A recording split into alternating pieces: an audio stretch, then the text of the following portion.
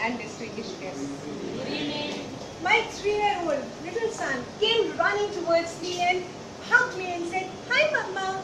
I hugged him back and I said, "Hi, baby, how was your day?" He smiled.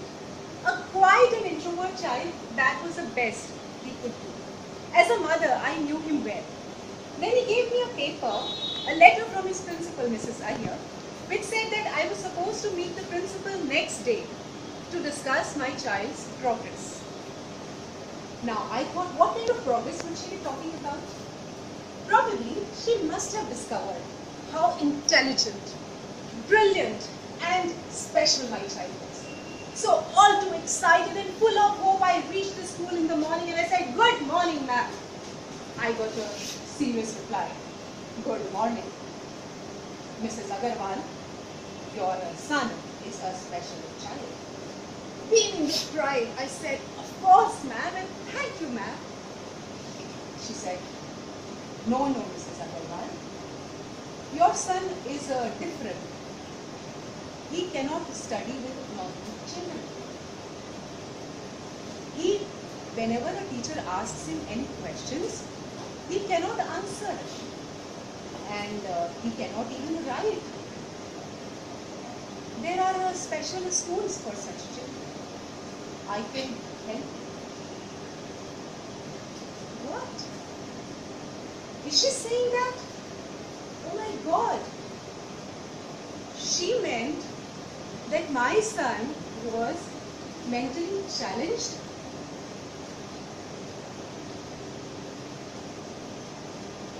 My lungs forgot to breathe for a while. My heart skipped a few beats. I felt all the strength draining out of my body.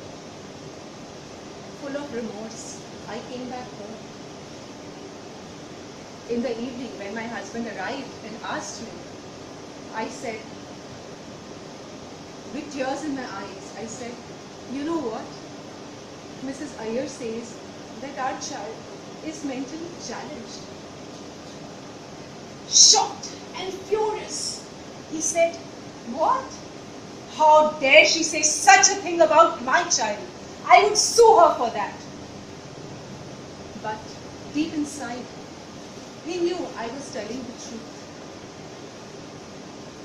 Both of us sat in silence for hours and hours. Depressed, dejected. Our grief was double now.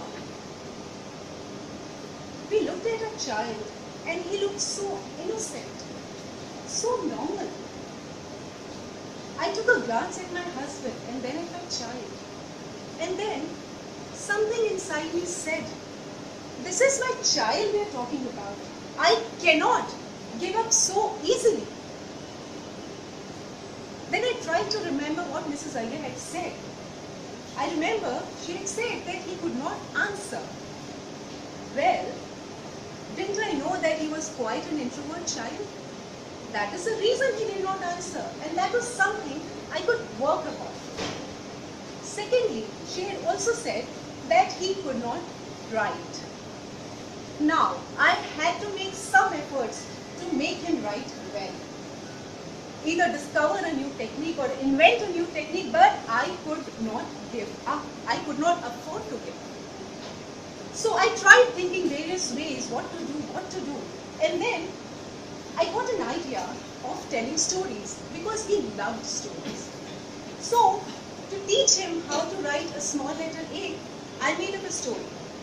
I told him that, look, this is a Jerry mouse, okay, and he wants to have some cheese. So what does he do? He starts from here, he goes all the way up, there is no cheese. He comes back sad, comes down, again he goes up, and then there is no cheese and he falls down. Siddhant burst out laughing. Giggling all the way, he narrated exactly the same story and wrote such a beautiful letter A. I taught him all the letters like that. Teaching and learning became a gung-ho experience for us. We thoroughly enjoyed. Every day there would be a new story, a new letter, and he would be so excited about the whole thing.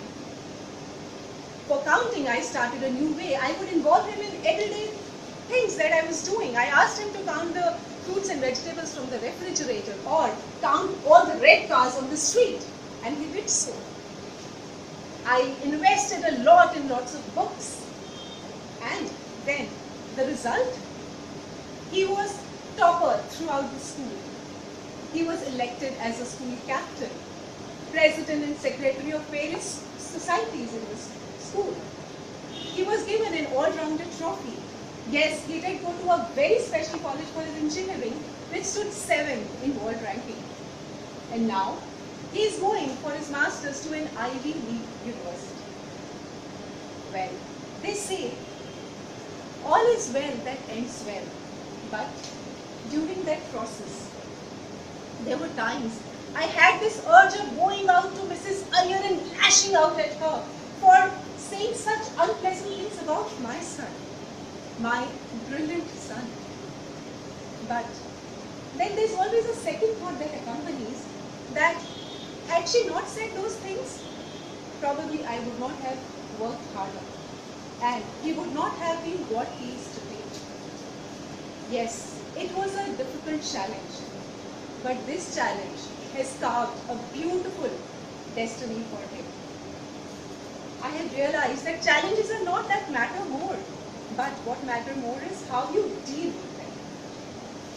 They say that you realize your full potential when you strive in hard, but that hard work, trust me, is an opportunity which is given to us by the challenges that life poses at us. Friends, next time when you face a challenge, just don't give up. Don't lose hope, because challenges are always there to make you and not to break you. Over to you.